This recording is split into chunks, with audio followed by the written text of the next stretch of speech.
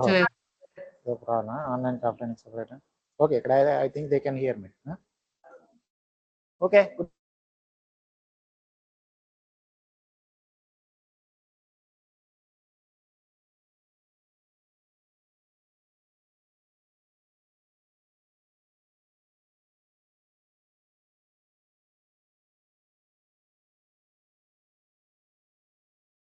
Sir, you are not audible, sir.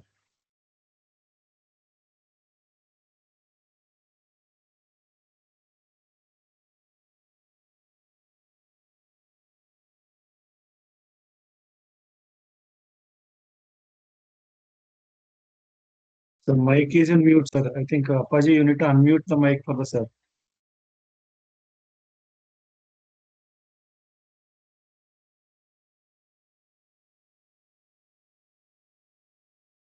Yeah, can you hear me now? Online participants? Yes, sir. Yes, sir. Audible, sir. Thank you.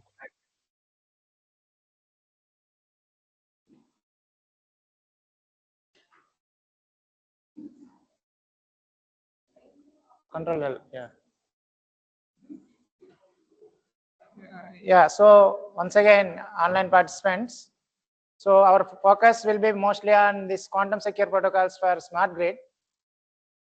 Since I work in the area of design of secure protocols for next generation networks, including software defined networks, network function virtualization, and then these next generation smart architectures such as smart grid, smart IoTs, and so on.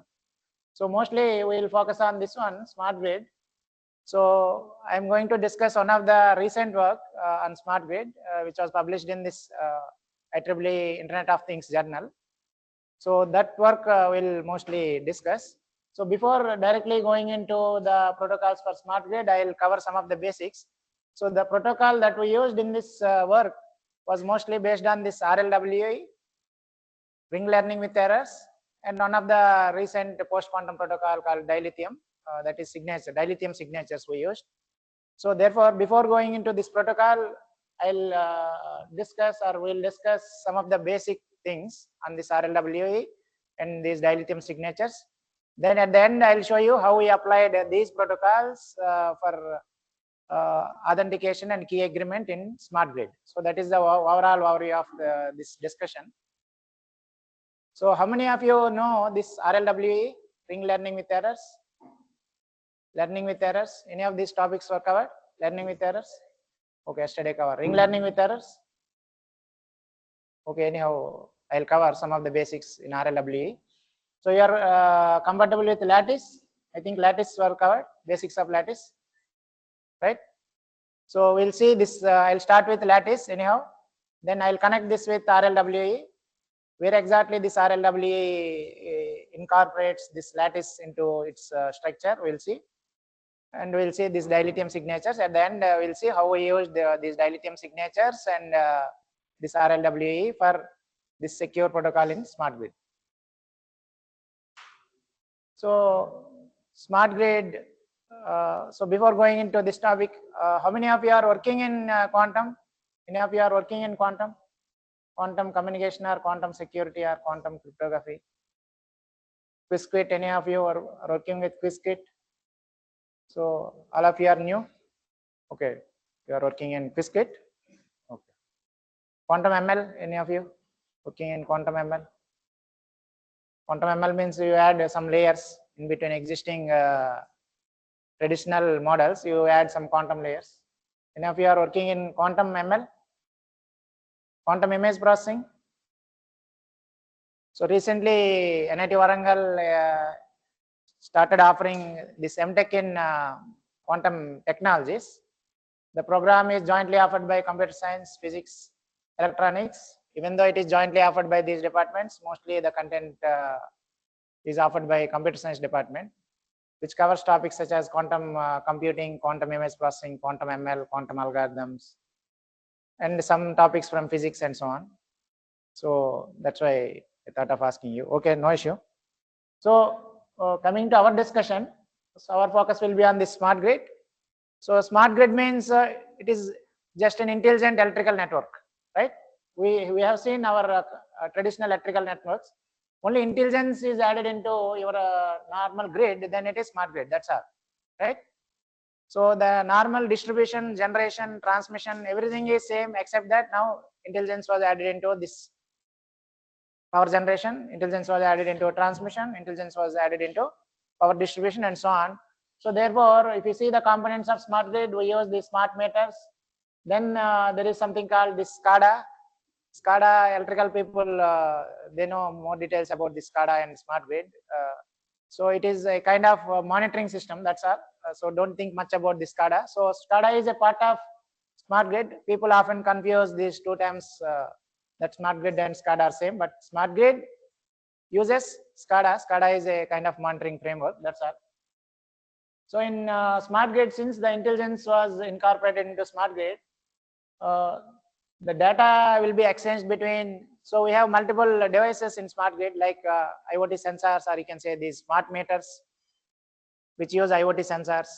Then we have something called master terminal units, right? Remote terminal units. There is a hierarchy in smart grid also. The components were organized in a hierarchical fashion, like smart meters, then RTUs, then MTUs and RTUs. So there is a communication between the smart meters and RTUs, smart meters and MTUs, then MTUs and RTUs in a hierarchical fashion. So smart meters, they will communicate with these MTUs, then MTUs, they will report to their RTUs, and so on. So these smart meters, if you see, they will exchange the meter readings with MTUs, right? Billing information, all these information is exchanged in smart grid, right? So therefore, while so if you see now this information exchange between these multiple units, like smart meters and MTUs and RTUs, so it is kind of communication network, information exchange in a communication network. It is analogous to that, right? So therefore, all the issues that we face in a communication network, in a communication exchange, the same challenges and same issues has to be resolved here also.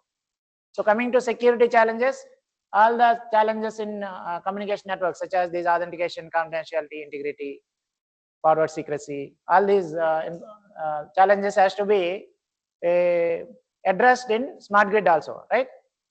So our discussion, for today's discussion, we are addressing these challenges, these security goals, how to ensure these security goals in a communication in smart grid, communication in smart grid, or you can say smart grid communication, right?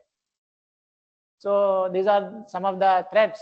These threats were extensively studied in the literature, right? In smart grid itself, not in normal electrical grid, right? Since intelligence was integrated, communication is there between different devices. So in traditional meters, the bill collector will come and he will give the bill, right? But in smart meters, the information may be exchanged with MTUs, right? So therefore, all these threats were already studied in literature. So these are the different types of threats on this smart grid infrastructure, right? Starting with these replay attacks, man-in-the-middle attacks, and so on, denial of service attacks, right?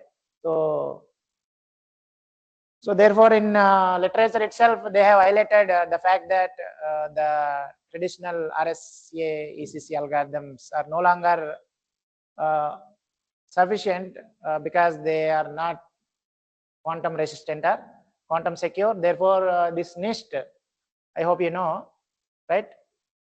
This is a standard institute which standardize the protocols. So they say that this is the standard protocol that need to be used. So once NIST standardize some protocol, all the manufacturers, they will use these protocols into their architectures and their communication. So NIST is the one who standardized these protocols. So therefore, this NIST, in one of its previous recommendations, they have recommended this lattice-based cryptography for these quantum secure protocols in smart grid and other smart infrastructures. So therefore, let me start with this lattice. I can directly show how lattice was used, how RLW was used, and how dilithium signatures were used in our protocol. So if I show it, it is simple, right? Only authentication and key agreement was done using signatures and RLW, that's all, right? But before that, we'll see these things, then I'll show how we used, that's all. So I hope lattice was already discussed, right? So basically, lattice is set of points that was generated using some basis vectors. I hope it was already discussed. So I will not go into much details about these lattice definitions and so on, right? So let us say 1, 0, 0, 1 are the bases, right? Now if you write AB1 plus, not AB1, let us say XB1 plus YB2, X and Y are integers, right? Linear combination of bases, right? XB1 plus YB2. Then if you see visually, so this is not the complete figure. So your basis vectors are 1, 0. 1, 0 means what? It will go on X direction, right? On X axis. 0, 1 means on Y axis, right? One vector on Y axis, one vector on X axis. Now if you take all linear combinations of these two vectors, you will have many points like this. So that's why I'm saying these points are not limited. A subset of the points are shown here. So you see, we can generate lot many points using these basis vectors. So we say that this is a lattice. So this is not a complete lattice. You will have many points, infinite number of points. So you can say these points are form of part of lattice, right? So a simple example. So this is a simple example. Let us say this is one more basis, 2, 0 and 1, 1. Now if you take linear combinations, all possible linear combinations, you can generate 0, 0, because when X is 0 and Y is 0, XB1 plus YB2, X is 0, Y is 0, what is the output? 0, 0, this first point. Similarly, 2, 0 can be produced. X is 1, Y is 0. Similarly, 1, 1 can be produced. X is 0, Y is 1. So similarly, you can see, right? You can generate, you can fix these basis vectors, then you can generate lot many points on the lattice. Now, one more important point is, given a lattice, the basis is not fixed. You can generate same lattice using multiple bases, right? So you can use basis 1 to generate a lattice. You can use some other basis, let us say basis 2, to generate same lattice. So for a given lattice, the basis vectors, they are not fixed, right? So generally I'll skip this discussion. Anyhow, lattice details were discussed. So mostly we have to focus on these things. One is shortest vector problem and the other is closest vector problem. Is these problems discussed already? No? Okay. So I'll not go into mathematical details. So I'll present in such a way that it will be understandable to everyone. So shortest vector problem means what? Right? Suppose you are given these lattice points, all these lattice points. Lattice points means if you see what we see here, what is this? Suppose some point here means what? From if you see from origin, it is kind of a vector, right? All these are kind of vectors. From you are taking two bases, then you are generating all possible points. Means what? If you see from origin, they are all vectors, right? So if you see this one, shortest vector problem. So shortest vector problem means all these vectors were given. You have to find out. You have to find out a vector which is non-zero. It should be non-zero and it should be closest to origin. That's all. Suppose if you say here, where is this? Here, suppose let us say this is origin. Assume that this is origin. Now you have to find out a non-zero vector which is closest to origin. That means it will be either this one or this one of them, right? So this is this problem is called shortest vector problem, right? This is simple. You have to find a non-zero vector which is closest to origin. But this problem is complicated. Why it is complicated, we'll see when we talk about LW and RLW, because error will be introduced, so it will make the life difficult. And then the next problem is called closest vector problem. What is closest vector problem? In closest vector problem, what will be given? You will be given a lattice, then you will be given a target point. Not only lattice, in shortest vector problem, you will be given a lattice. You have to find non-zero vector which is closest to origin. In closest vector problem, you will be given a lattice, you will be given a point, a reference point. You have to find a vector which is closest to that particular point. That's why it is called closest vector. It is close. It should be closest to the reference point. That's all. The difference is. Earlier case reference is origin. Now the reference is target point T. That is the only difference. Closest vector point and shortest vector point. Now this entire LW, RLW, all these post-quantum secure protocols, these post-quantum protocols, they revolve around these problems, closest vector problem and shortest vector problem. So if you go to the origins of algorithms, I hope you know basics of algorithms at least. So how do you show that some problem is hard? How do you show that some problem is hard? NP hard or NP complete? How do you show that some problem is hard? So we can show that some problem is hard. Suppose you want to show that A is hard. So those who teach algorithms, they know that if you want to show that A is hard, you have to take a problem which is already hard, already known to be hard. Suppose you already know, you means already people have extensively studied and they have proven formally that B is hard. If B is hard and you want to show that A is hard, you do a reduction, polynomial reduction from B to A, then we say that A is also hard. So this is the general principle from algorithm, right? You want to show that something is difficult, then you take a problem which is already difficult, then you do a polynomial time reduction.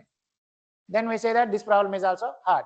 So the same principle we apply in this closest vector problem and all these LWE, RLWE and so on.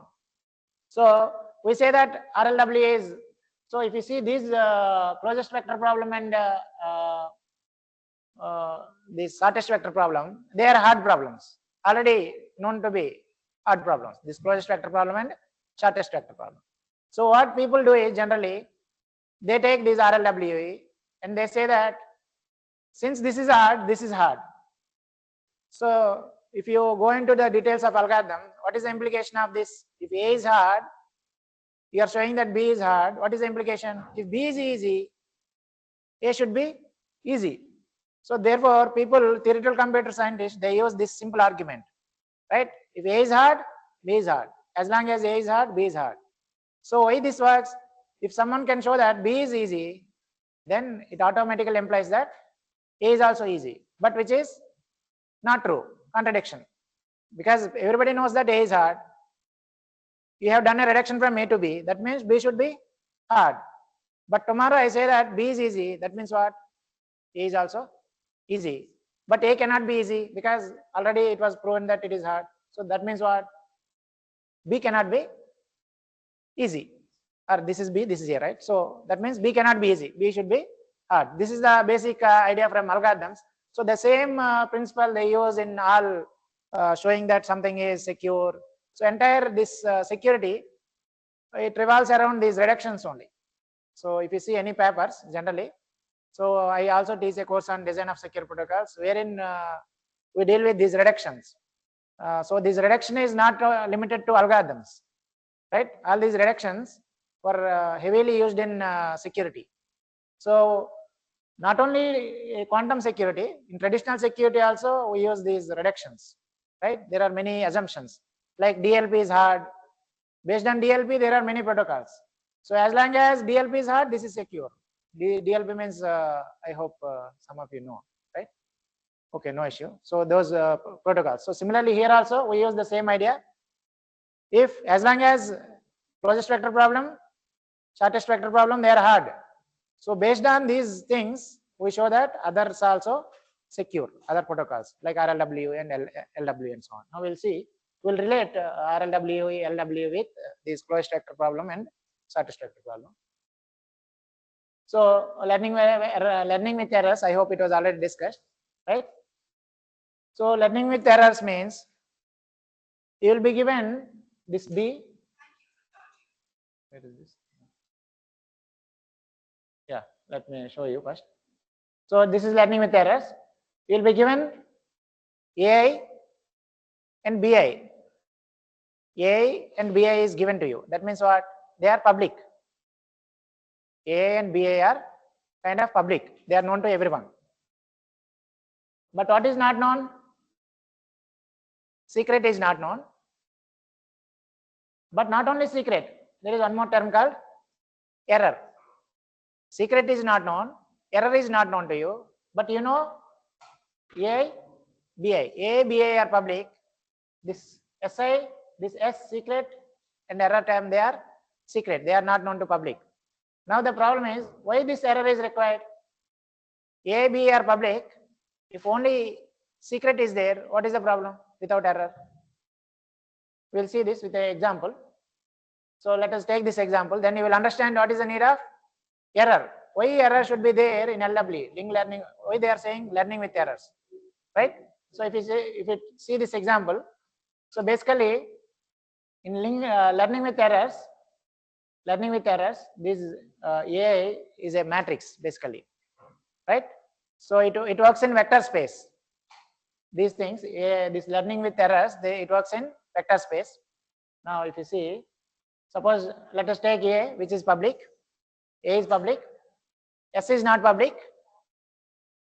What is AS? If you multiply, what is AS? 8, 9, right? Let us assume that there is no error. This error term was not there.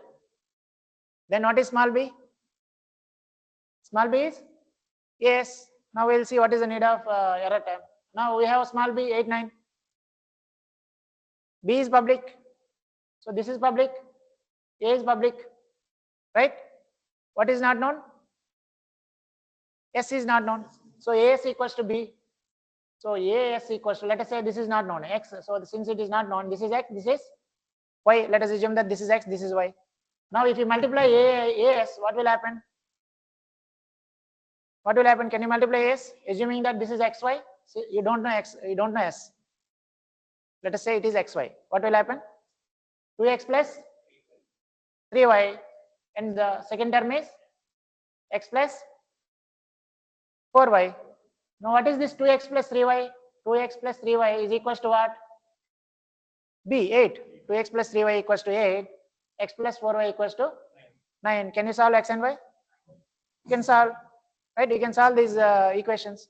So that means simply saying that S is secret will not fetch you anything. It will not provide any secret, right? You can simply solve this S. So therefore S itself is not sufficient. Therefore they have introduced this error term. Are you getting? So it will introduce a small error. It will deviate the result by small bit. That means now we will see in lattice point of view also. So therefore now AS is 8, 9. For this you add error vector. So this becomes 9, 8. Now what is A? 2, 3, 1, 4. This is known. This is public. This is public. Can you find out S and E? No, it is not possible. So that is the idea of introducing error into this learning with errors, right? So therefore error should be used. Without error it is nothing. It will not provide, not even means it don't talk about security at all, right? It is very simple problem without error, right? So therefore the attacker sees A and B. Now let us assume that it is S1, this is S2. Let us assume that error term is not known. So there you have added some error term. So therefore it becomes 2S1 plus 3S2 is not 9. It is not 9 now because error was added. But you don't know how far or how close it is from 9. Are you getting? How close it is to 9, you don't know because what error term was added, nobody knows. Similarly, S1 plus 4S2 is not 8, but it is some error was added. But what error was added? Nobody knows that error, right? So that is the problem here. So therefore no exact solution exists. So you cannot solve this using your standard algebra. Linear algebra is not sufficient to solve this problem. So recovering S becomes computationally hard. Recovering S is hard problem. Why it is hard? If you see, so this is small example in scalar sense. This is an example. So same thing. Hard. This is easy. This is hard. This small error term hides secret vectors. So what happens is basically it was not here. Okay, let me go. So what happens basically is, what happens? You have a matrix. You multiplied with S, right? Up to there it is okay. So finally what is the result? You got a vector. You have a matrix, you have a vector. Multiplication is a vector, which is a point in our lattice. If you see from lattice point of view, right? So if you see from lattice point of view, what is the lattice here? What is the idea of lattice here? So what is AS? What is AS? One way of multiplying AS is 2x plus 3y x plus 4y. Let us say this is xy. What is the other way of looking at same multiplication? Yes. The other way of looking at the same multiplication is as is nothing but 2 1 into this vector into 1, this vector into first term, and this vector into second term. Are you getting this? So let us say this is x, this is y.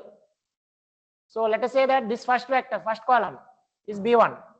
First column is b1. Second column is b2.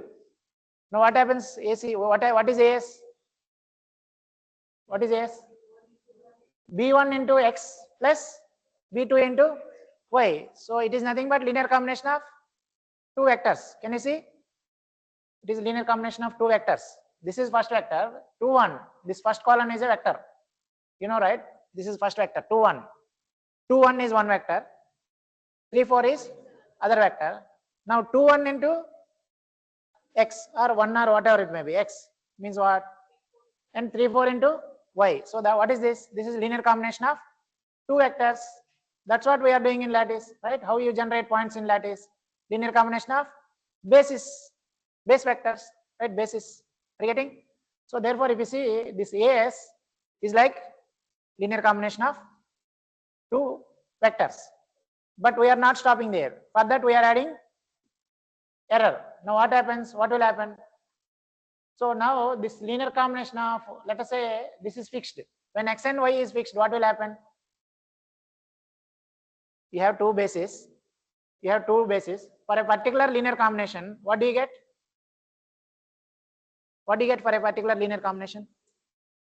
You go back and see what do you get for a particular linear combination. 1 0 0 1 is basis. 1 0 0 1. Let us say 2 0 1 1 is the basis. If x is 1, y is 0, what will happen? X is 0, y is 1. What will happen? X is 0, madam. Y is 1. xb1 plus yb2. You tell me linear combination of xb1 plus yb2. When x is 0, x is 1, y is 2. What will happen? xb1 plus yb2. Can someone tell me? Y is 0, so that means this was gone. So 2 0 was generated. What is 2 0? It is a point on the lattice. Can you see? So when this x and y are fixed, what do you get? A point on the lattice, right? Now, what happened if you see, you go here and see what happened? You multiplied a with s. S is fixed. So what will be the output? A point on the lattice. A point on the lattice. For that, what you are doing? You are adding noise. You are adding error. So that means what? The point, you are moving the point somewhere, right? You are shifting the point using error. So what is the effect of error? You have a point on the lattice. Now you are shifting the point. Now, okay. Now coming back to our problem, closest vector problem and shortest vector problem. What is closest vector problem? Given lattice, given target point. Let us say what the target point is as. You multiply a with s, you will get a target 1 point. Let us say that is your target point. Now what you did? You added error. That means what? The point was shifted. Now no longer the target point was given. Target point was given to you, but error is not known. Can you find out the closest point? Closest vector problem is hard. You are given target point. Error is not known. You won't be able to find. You won't be able to find the closest vector, which is hard. Although I have not shown, because showing itself is difficult, because if you see from algorithms also, we start with circuit satisfiability problem, right? The first problem that was shown to be hard is circuit satisfiability problem, which was done by this Cook's theorem. There is a theorem called Cook's theorem, in which they have shown that circuit satisfiability problem is hard. For that, they have got Turing award also, because all this hardness and reductions, it moves or revolves around that circuit satisfiability problem. So similarly, we assume that at least, if not assume, it is known that closest vector problem is hard and shortest vector problem is hard. So you should keep in your mind that closest vector problem is hard. So therefore, this is hard. they do some mapping between the reduction should be polynomial. There are some conditions for reductions also. Okay, you can go through them. I will not discuss those things, right? So this is learning with errors. That's why the name learning with errors, because error term was there. You have to learn about error, but it is difficult, right? So therefore, NIST recommends these lattice-based cryptography for quantum secure protocols, right? Then this is LWE, learning with errors. Then this LWE was replaced by something else known as ring learning with errors. Ring learning with errors. Why the name ring learning with errors? Instead of working in vectors, ring learning with errors works in something called polynomial rings. How many of you know polynomial rings? Rings, at least from cryptography. Do you know anyone? Rings? Okay, no issue. We'll cover this polynomial rings. So the idea of polynomial ring is, those who know about these rings, it is just an extension of rings. The only thing is now we work in this polynomial rings. That's all. So this polynomial rings, if you see, same problem is same. You will be given A, you will be given small b.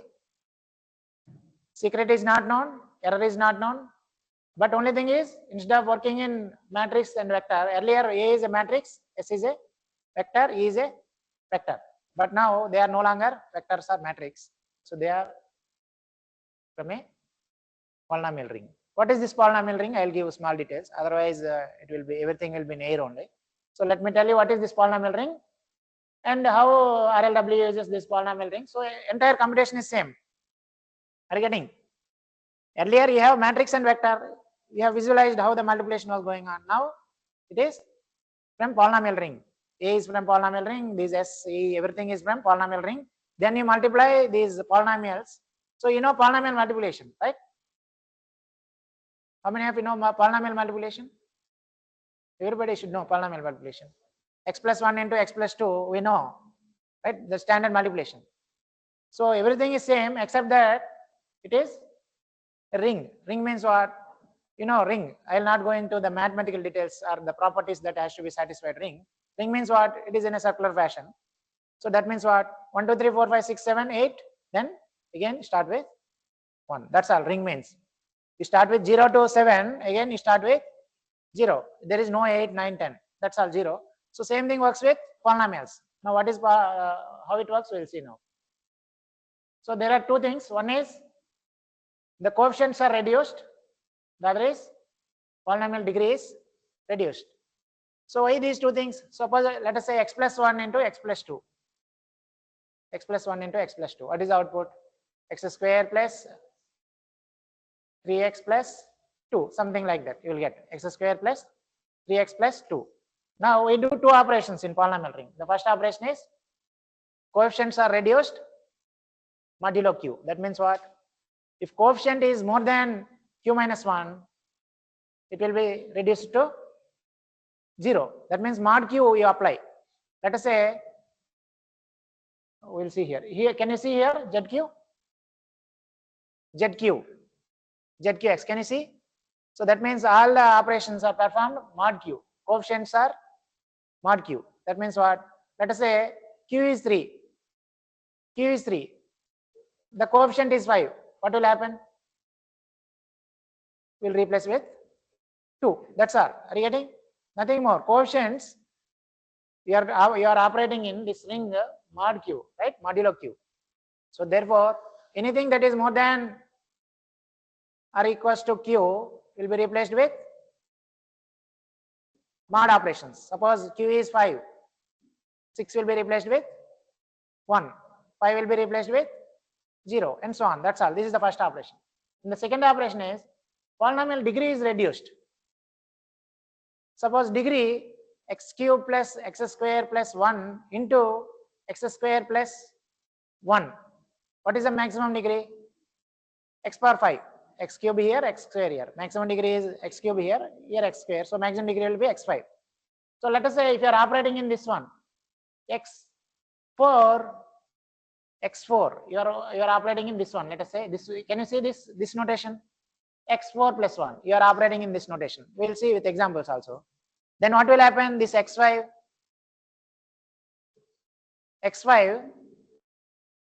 what will happen to x5?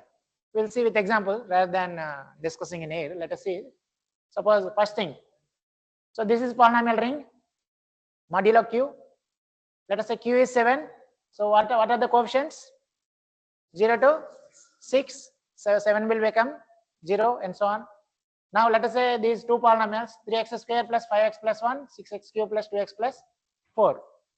Right? Now what happened?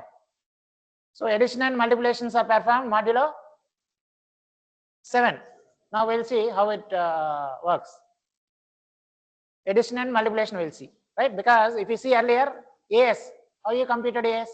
There is a multiplication, there is a addition. So same thing here also, polynomial multiplication and polynomial addition.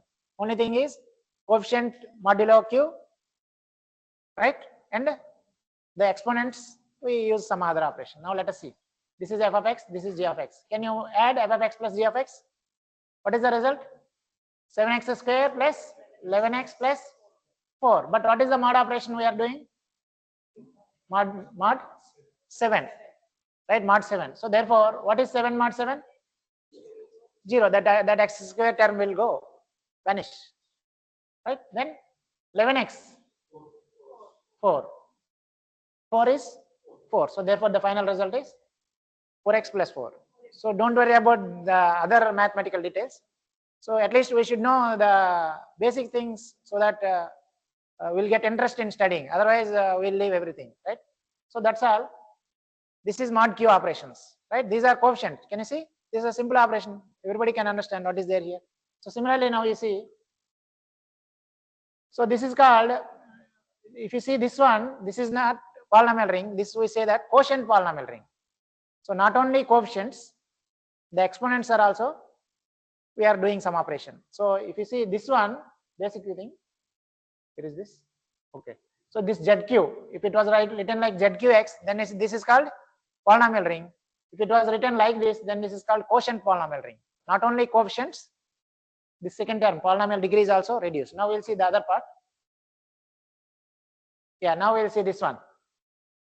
Can you see this one?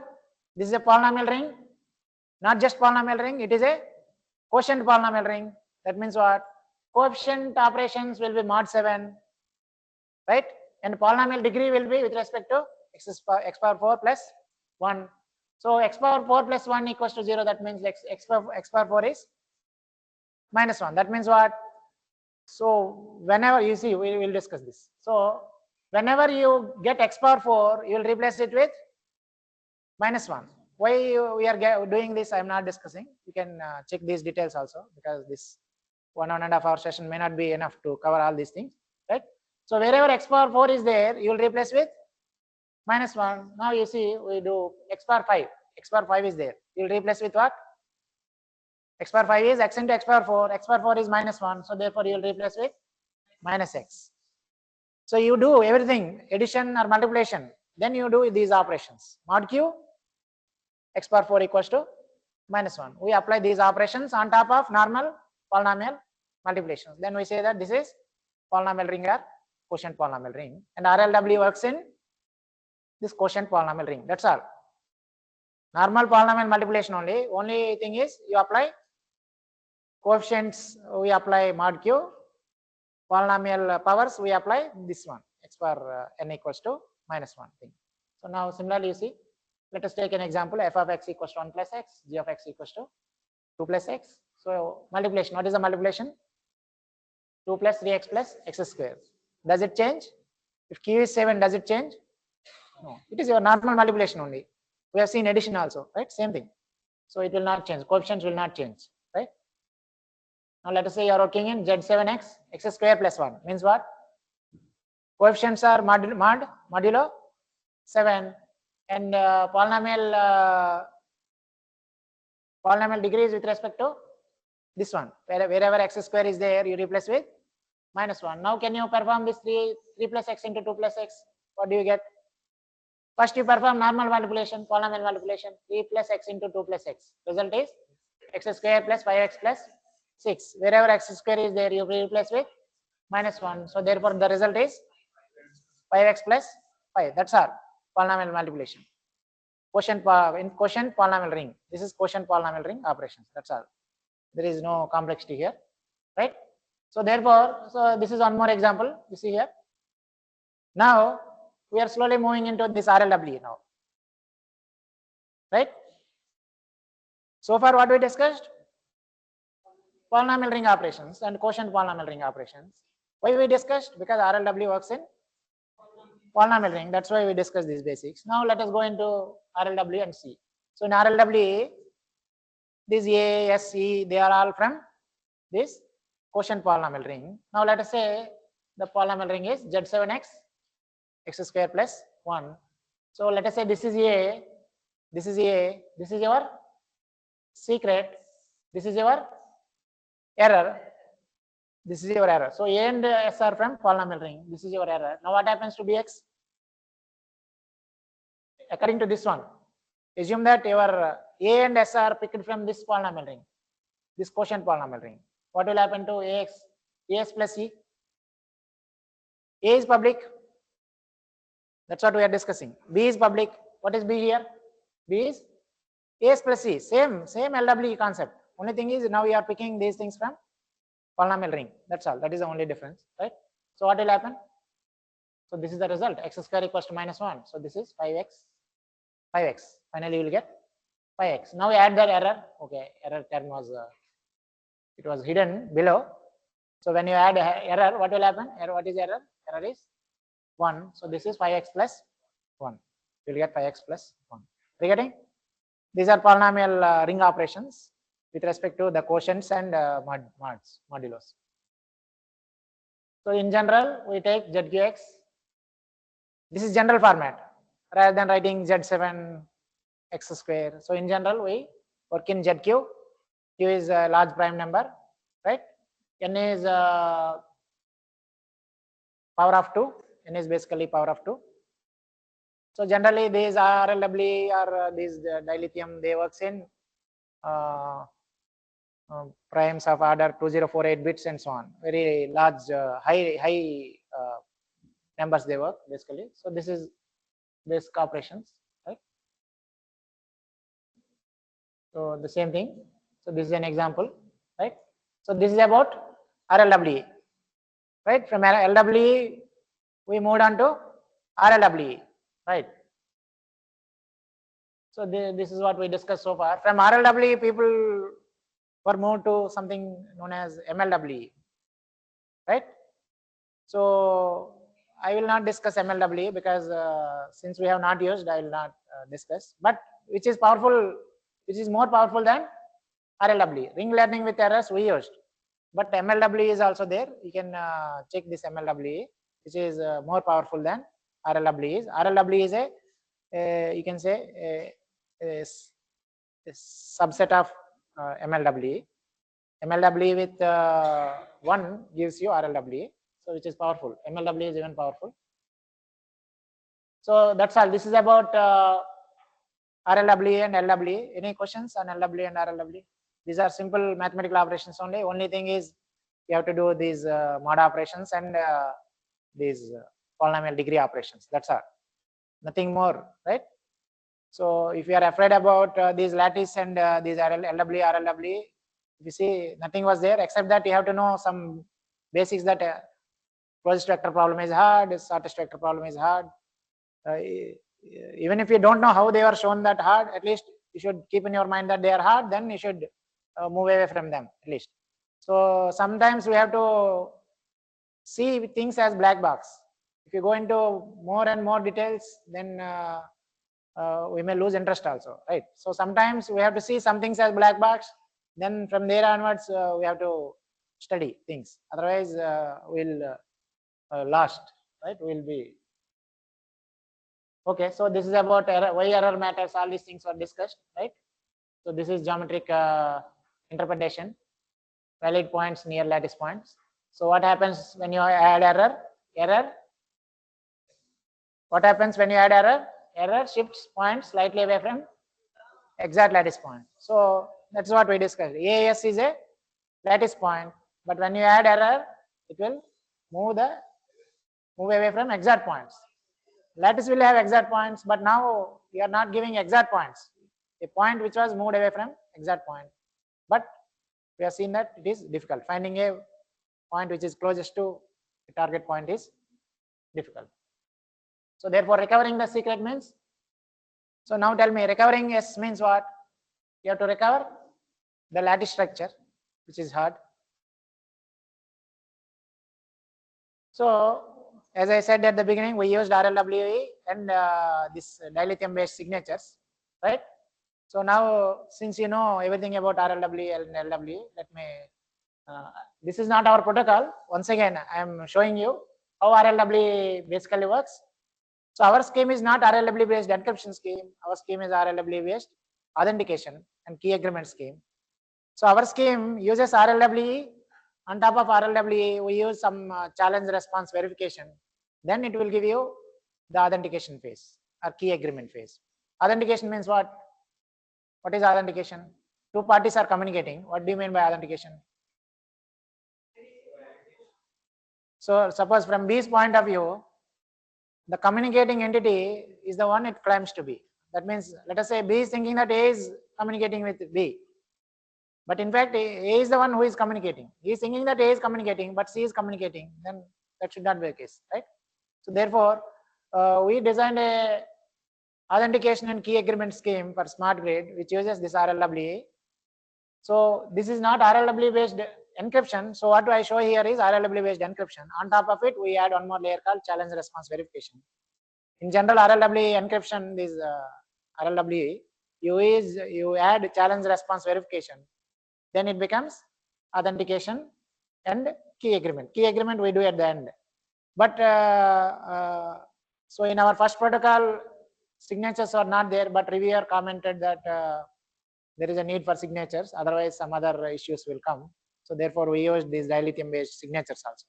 So I'll show dilithium based signatures also now. Okay. So let me show these things. So these things we already discussed.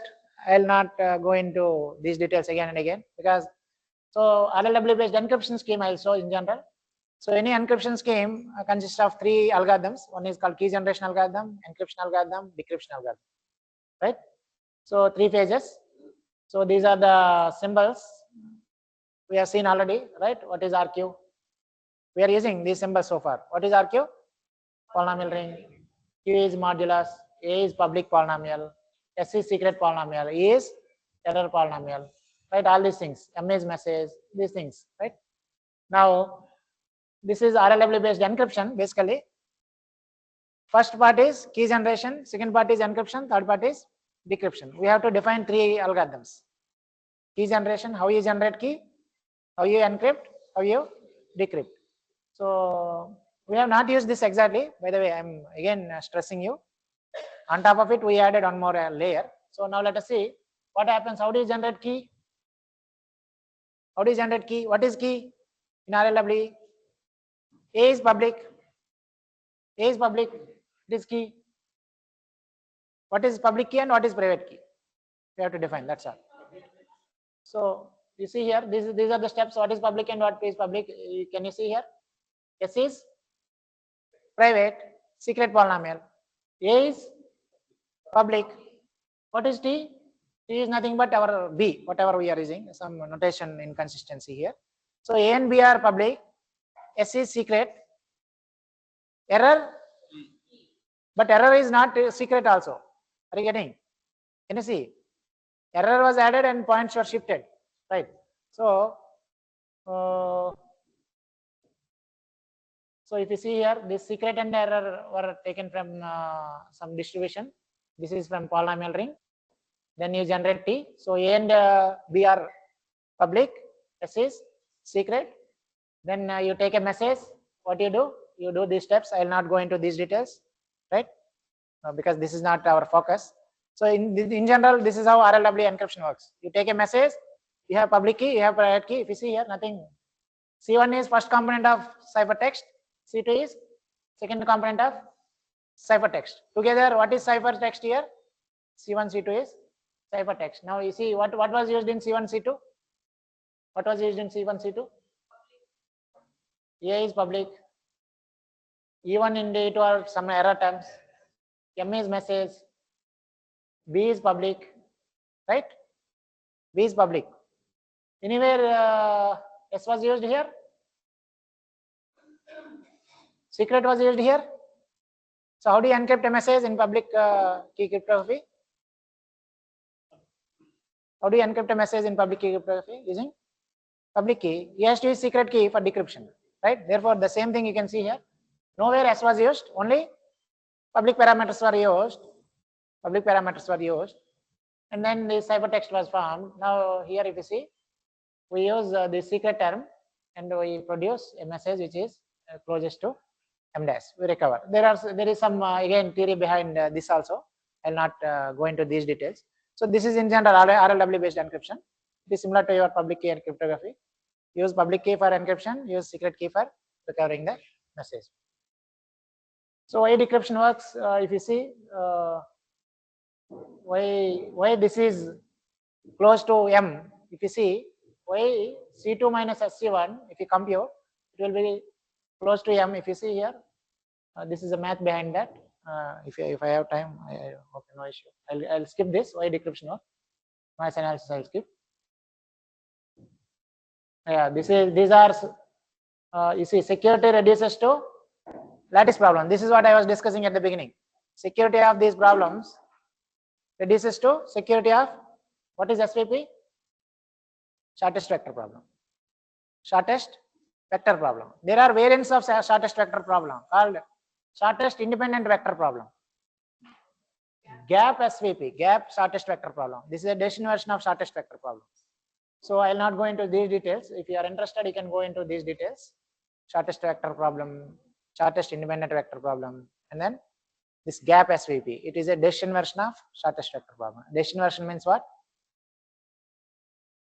What is decision problem? Optimization problem means what? There are two types of problems, optimization problem and decision problem. Optimization problem means what? You are given target point, shortest vector, right? You have to find the vector which is closest to origin. That is shortest vector problem. So in gap SVP, your job is not to find SVP. That means the shortest vector that is shortest origin. That is decision version. You will be given something. You have to tell whether its distance to origin is within this bound or not. So the output is yes or no. Decision means only two results, yes or no. Optimization means you will have many solutions. So I will not go into these details. So on top of RLW, we used the signatures. So I'll show how signatures works. These are again based on dilithium, which is one of the standard signature protocol recommended by NIST, National Institute for Standards, the security standards. So they have standardized this. This is a dilithium signature scheme. All right, they have standardized it. So how do they standardize? How do they standardize these protocols?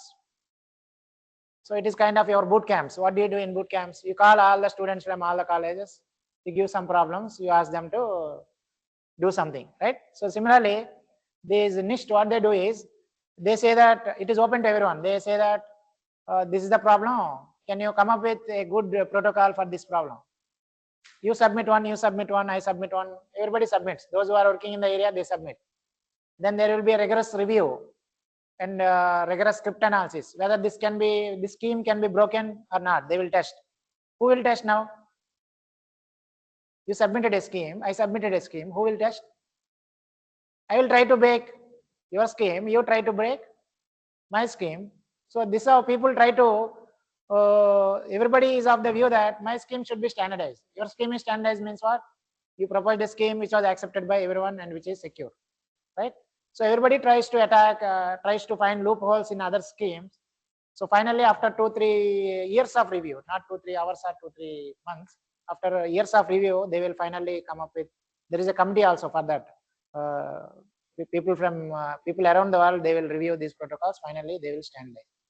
Even after these rigorous reviews, in recent AA forum, you must have had news, AA forum in Delhi, that AA summit or somewhere.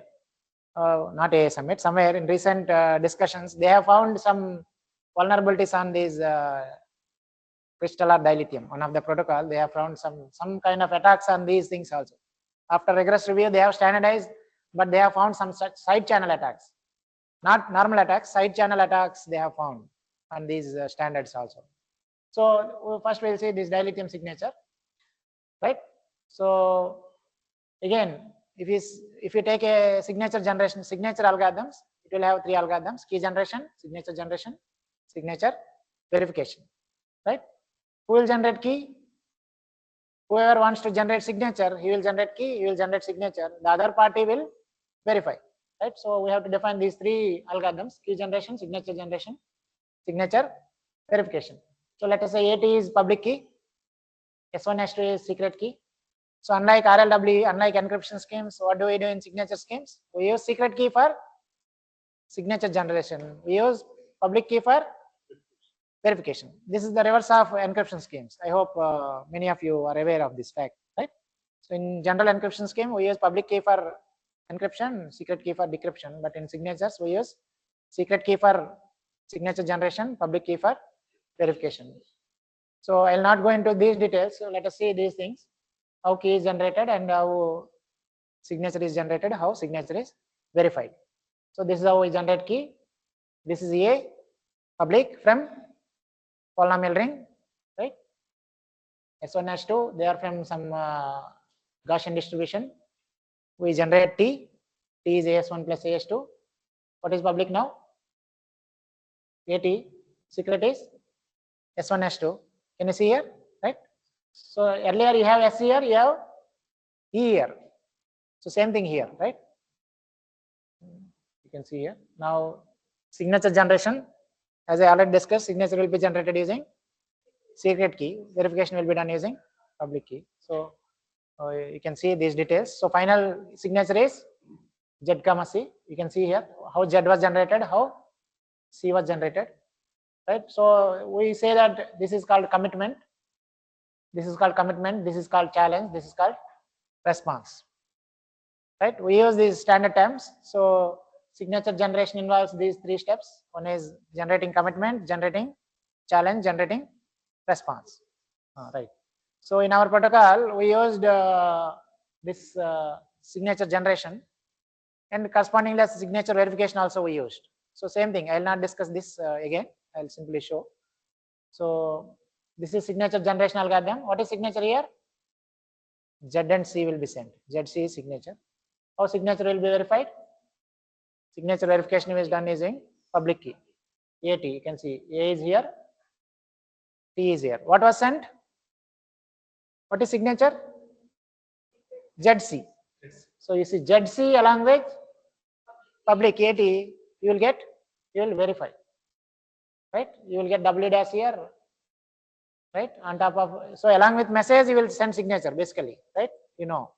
So you have message, you recover W dash, you can compute C dash, you will check whether it is equal to C or not. So these things. So this is verification algorithm. So the same verification algorithm, same generation algorithm we used here. These are the steps used in generation algorithm, signature generation algorithm. These are the steps used in verification algorithm. The same steps we used in our protocol. I'll show at the end. So verification also works. I'll skip because this is a simple algebra. Why verification works means this is a simple algebra. Why both are same? They will be same. You can cross check this. Anyhow, I'll share the slides. You can go through them. Why verification works? Why it should be AZ minus CT? All these things you can do. Yeah, this math is here. There is this. Yeah. So this is the overall dilithium signature. How it works? AT is public. S1 S2 is private. You generate signature ZC. ZC was sent to other party. You will verify using AZ minus CT. That's all, right? I will not go into these mathematical details because these are basic signature generation and verification. They use these simple logics only. That's why I'm not going into these details, right? So this is This is commitment. AY is your commitment. This is your challenge. This is your response. So finally, your signature is this response and challenge. Challenge and response. C is challenge. Z is response. This is your signature. So therefore, now coming to our protocol. So all the basics that were needed to understand our protocol was already covered.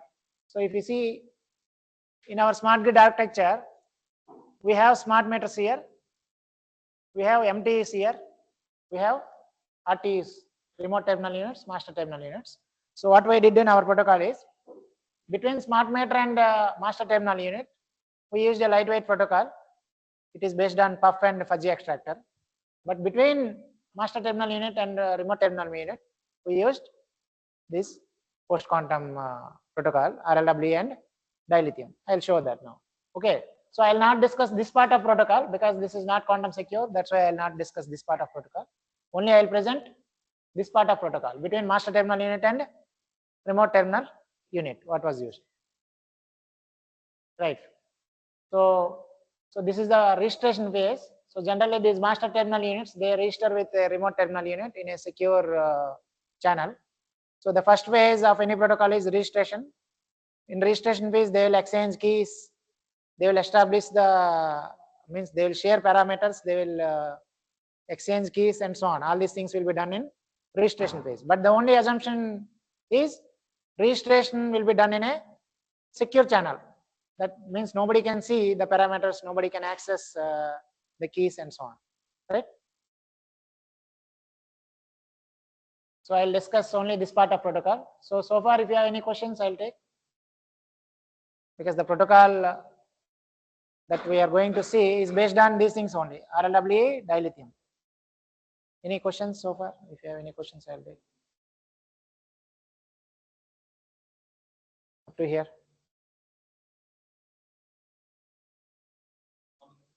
Okay. Online, any questions?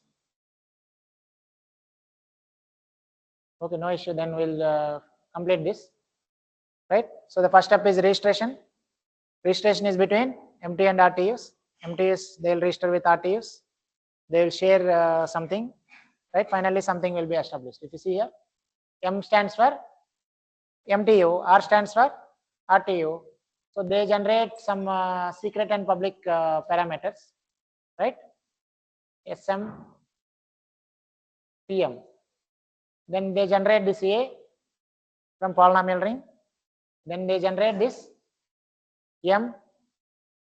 We have seen RLW encryption, right? RLW key generation procedure. We have seen, right? RLW key generation procedure. Here is this. Here is this key generation. The same steps we use, right? So if you see here, that's why I'm saying I'll go quickly here. So this one, we generate this M. Now what is public? EM.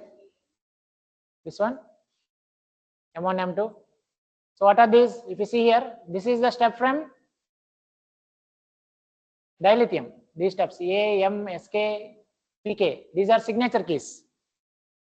You need a separate key for signing. You need separate key for that authentication, right? So generally encryption, but we are not using encryption. So these are the keys used for signatures. So these are the keys, or you can say these are long-term keys. So these are called master public key, master secret key. This is master public key. This is master secret key. But whose key is it is? These are our keys of MTU. So MTU generates its master public key, master secret key, signing key, public signing key, secret signing key, verification key, or you can say. Then RT also does same thing. RT generates its master secret key, master public key, master signing key, master verification key. All the same steps it will generate, right? Then what they do? Simply MTU registers with RTU. What it does? It will simply send its pseudo identity. Pseudo identity means what? You don't want to reveal his identity. What he does? He will XOR his identity with some random number. You generate a random number. You XOR your identity with random number. Your identity is masked. That's why we say it is pseudo identity. Your identity is masked, that's all, right? So MT sends this identity to RTU, RTU will simply store. With this, registration phase is finished. MT generated something, RTU generated something, he simply send its ID, it was stored, that's all, done. So this is the overall overview of this registration, right? Now coming to authentication, we have time, right? Authentication. So authentication, what I said, authentication, we used RLWE. On top of RLWE, we used challenge verification. We used something called challenge verification. First RLWE, then challenge verification, then dilithium signatures. So these are the 3 steps we used. Now let us see how it works. So you see here, this is first step. SM and EM, they were generated. PM was generated. You can see this is similar to your RLWE, right? Now on top of it, we do this challenge response computation, I said, right? So this is challenge response computation. This QM is challenge, beta M is response.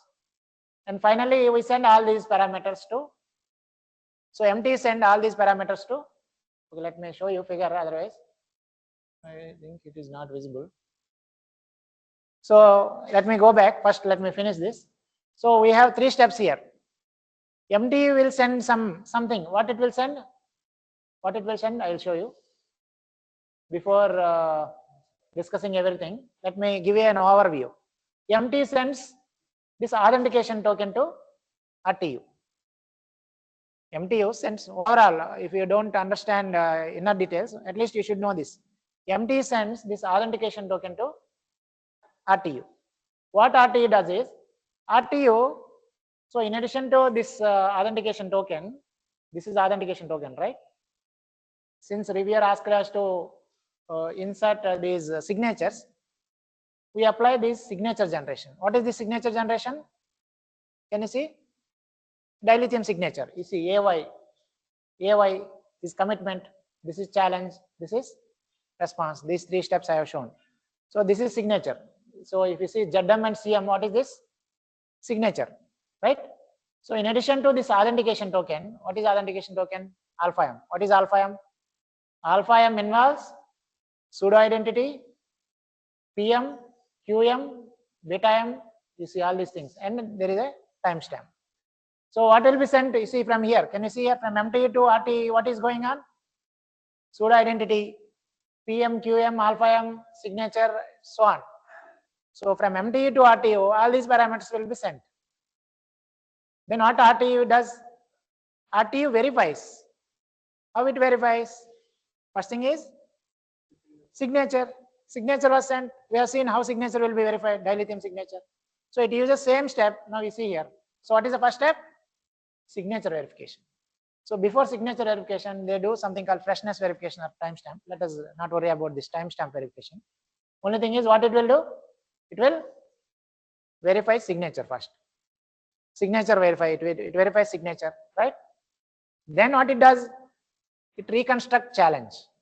Because we have seen what we are sending, not only pseudo identity, challenge, response, signature. So first you verified signature, then he has to recompute challenge. From that he has to recompute response, right? So these are the steps. First you compute, you have to, don't go into mathematical details at least. So you reconstruct challenge, then, so up to here, if you reconstruct challenge, that means verification is done. First signature you have verified. Once you verify signature, what it gives? Signature verification is done means what? What is the purpose of digital signatures? Authentication first thing, sir. That you are communicating with MTU because you verified his signature. Okay, I am communicating with MTU, right? MTU I am communicating, right? So authentication is done. Non-repetition also. Digital signature ensures authentication, non-repetition, integrity, everything. If you see only max, your private key primitive message authentication code, it will only ensures integrity. It does not ensure authentication, non-repetition, and so on. Whereas digital signature ensures integrity, authentication, non-repetition, everything. Okay. So what we did? We sent challenge, response, signature, everything. He verified signature, he reconstructed challenge. That means he was verified. He verified. Now MTU does same thing. Not MTU, RTU. RTU does same thing. What he will generate? He will generate challenge, response, signature. So this is challenge computation phase. This is what is this? This is signature, right? So what he will send now from here? Can you see? MTU to RTU. Same thing. Whatever RT is sending, whatever MT is sending. Similar way, RT will send something. Now what MT will does? First he will verify signature. That means I am coming. You see, authentication should be done both way. You agreed that I am communicating with MTU, but MTU should also know that I am communicating with RTU. So this is two-way authentication. First he sent something, he verified that I am communicating with RTU. Now you send something, now he agreed that okay, I am communicating with RTU. At the end they will establish something called session key. So this session key will be used for communication. So what is this session key, PC? Identity, pseudo identity, the challenge, response, signature, all these things. The challenge response that you got from MTU, the challenge response that you computed. Your challenge response you sent other side, or you reconstructed. Similarly, he reconstructed others' challenge. I have your challenge, you have my challenge, you have my signature, I have your signature. Everything was there. So with these common parameters, we compute this session key, right? So overall, this is the figure. So this first step is he will do some computation. He will send these parameters to RTU. Then what these first 4 steps, what does this is verification. Verification, then these steps, he will compute some parameters. Then he will send some parameters. Then what these steps does, he will verify authenticity of RTU. So this is general overview. Since due to the shortage of time, I skipped these details quickly. But if you go through the protocol, it only involves RLW and dilithium. You should know RLW and dilithium, how they are working. If you know how they are working, it is matter of 15 minutes to understand this protocol. That's why I started from RLW and dilithium. Because this, if I directly discuss this, then it is everything will be nailed. That's why I started with RLW, then dilithium. So you can go through this protocol. Anyhow, I'll share the slides. Already shared slides for with you. Okay, if you have any questions, I'll take.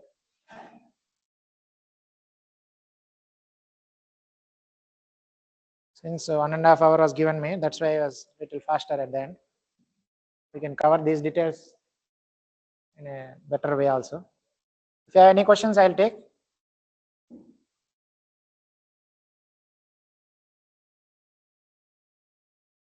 Offline participants, is there any questions? Offline participants, online participants, any questions? Okay, no issue.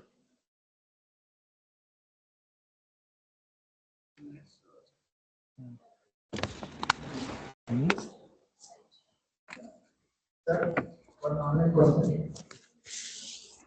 So, how do we define the side channel attack and how it is going to witness versus quantum resilience? So these side channel attacks in traditional cryptography also these side channel attacks were there, like timing attacks were there. So initially when protocols were designed using these private key primitives, or you can say these Microsoft, while downloading games, they use these Mac based integrity verification. But they have found these side channel attacks means what? Timing attacks. Timing attacks means what? So you send your along with message, you send something for checking integrity verification. You send something called tag, right? So what they do is these attackers, they generate their own tags based on the time taken to respond. Suppose verification, suppose tag was received. Now there is something called canonical verification. Every byte by byte they have to check whether it is matching with. So they, what they do at receiver side, they will again compute tag, what was received, they will check both. So while checking, let us say 100 bytes were matched versus 50 bytes were matched. There is a difference in response. Do you agree? whatever system you take, 100 bytes matched means what? 100 bytes you are matching. Suppose after 50 bytes there is no match. That means you can respond quickly. Based on the time taken to respond, let us say 50 bytes matching, then not matching. Then the next byte, they will try to revise the next byte. What are the possible values of a byte? 0 to 255. Byte means what? Values are 0 to 255. But there is no match. You send something, but there is no match. So what they do? They'll replace with next byte, next byte, next byte, next byte. 256 queries for each byte, right? So this way, with 4,000 or 5,000 queries, they were able to send correct tag. So these are called timing attacks. Based on the time taken to respond to the query, they try to extract they try to reconstruct the tag correctly, right? These are called timing attacks. So this is one of the side channel attack. So the same side channel attacks, similar side channel attacks, people are working on these protocols also. There are other side channel attacks also, other than timing. In traditional protocols also, these are there, side channel attacks. So one more question. So in a conventional security systems, we used to have a hashing unit, SHA-2 is a family. So now SHA-3 means idle unreality. During the key string generation or maybe verification, it's like the SHA-3 maybe acted as a quantum safe or quantum resilient in nature, or do we need to add anything? Right. Only size, if you only simply change the number of bits, you cannot say quantum resilient, because I went to ISC Bangalore. There is a professor called Veni Madhavan. He is a retired professor, but still he was a visiting professor in ISC Bangalore.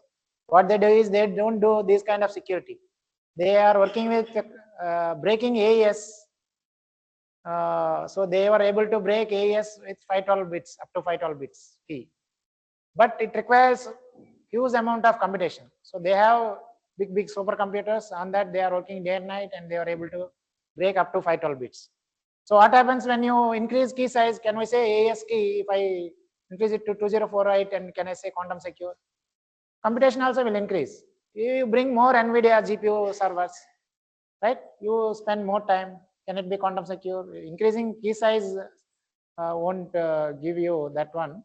Only that's why people are working, revolving around these lattice based, because these lattice based protocols, these are based on traditional primitives only, like lattice, polynomial rings. These are already there. They are there, but they are these means what?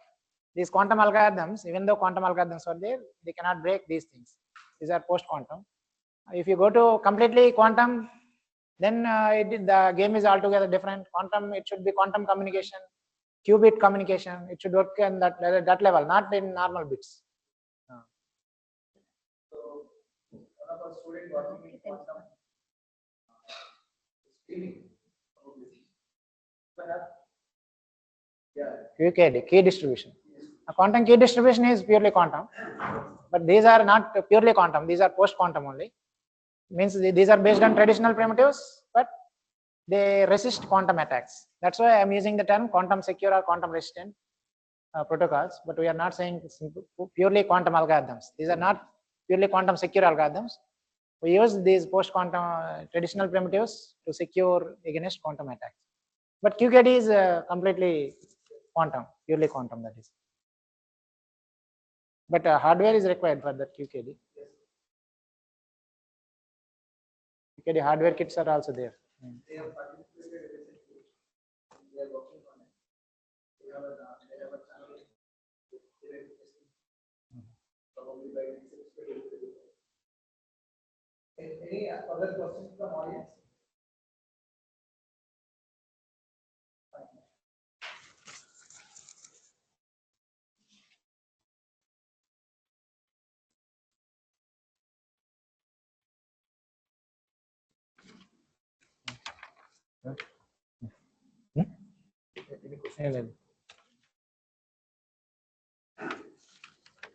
Okay, sir.